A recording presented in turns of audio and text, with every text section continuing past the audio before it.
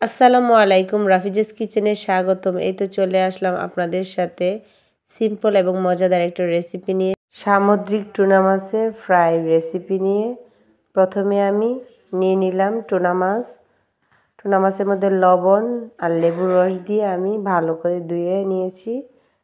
1 চামচ মরিচ গুঁড়া, 1/2 চামচ হলুদ গুঁড়া, 1/2 চামচ ধনিয়া গুঁড়া, স্বাদ মতো লবণ, 1/2 চামচ রসুন বাটা দিয়ে মশলাগুলোকে ভালো করে মাখিয়ে নেব মাছের মধ্যে। মাখিয়ে আমি আধা ঘন্টার মতো রেস্টে রেখে দিয়েছিলাম। আপনারা চাইলে ঝটপট করে নিতে পারেন, তবে রেস্টে রাখলে মাছের ভিতরে ভিতরে মশলাটা ঢুকে যাবে। টুনা মাছের ফ্রাইয়ের মধ্যে এভাবে মশলাটা মাখিয়ে রাখলে অনেক টেস্টি এবং মজাদার হয়। আর প্লিজ দয়া করে আমার ভয়েসটাকে ইগনোর করবেন। একটু সমস্যার কারণে আমি ভয়েসটা ঠিকঠাকভাবে দিতে পারতেছি না, তারপরও চেষ্টা করতেছি যাতে আপনাদেরকে ঠিকঠাকভাবে ভয়েসটা দিতে পারি। তারপর চুলার মধ্যে কড়াই বসিয়ে দিলাম, দিয়ে সরিষার তেল দিয়ে দেব। সরিষার তেলের মধ্যে মাছটা ফ্রাই করলে অনেক টেস্টি হয়। তারপর একে একে প্রত্যেকটা মাছের পিসই আমি তেলের মধ্যে দিয়ে দেব, দিয়ে মিডিয়াম আঁচে মাছটাকে ফ্রাই করে নেব। যতক্ষণ পর্যন্ত না ফ্রাই হচ্ছে ততক্ষণ পর্যন্ত উল্টানো পাল্টানোর মধ্যেই থাকতে হবে, কারণ এই মাছটা অনেক সময় নিয়ে ভাজতে হয়, যেহেতু সামুদ্রিক মাছ আর এই মাছটা একটু অন্যরকম।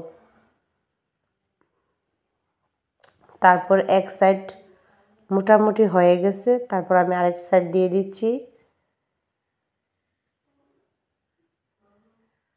এভাবে গোল্ডেন কালার করে ভাজা ভাজা করে নিতে হবে। এই তো আবার আমি নাড়াচাড়া করে নিচ্ছি।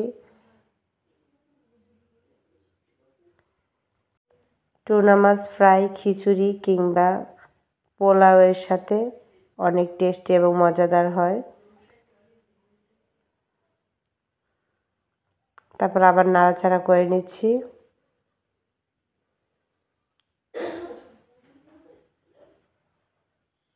একে একে মাছ আমি তুলে নিচ্ছি।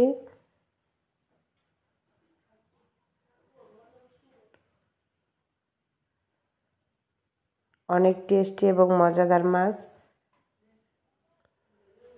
আমাদের প্রত্যেকেরই উচিত সপ্তাহে এরকম একটা মাছের পিস খাওয়া, যেহেতু আমাদের মধ্যে ভিটামিন ডি শর্ট থাকে, সেই জন্য আমাদের ছোট থেকে বড় সবারই এই মাছটা খাওয়া উচিত।